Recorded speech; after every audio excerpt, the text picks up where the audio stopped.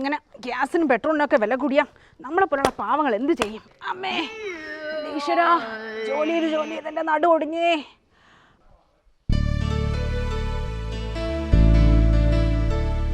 അമ്മ, ആ അമ്മയുടെ നടു ഒടിഞ്ഞു. ഇനിയിപ്പോ ഒരിടത്ത് റെസ്റ്റ് എടുക്കാമല്ലോ. ഞാൻ കിടപ്പിലായ അച്ഛനും മോനും അമ്മാവനും എന്തോന്നിട്ട് ഞാൻ ആക്കും. പോരാത്തിന് ഞാനും പട്ടിണി കിടന്ന് ചാവും. ഓഹ്, എനിക്ക് വയ്യേ.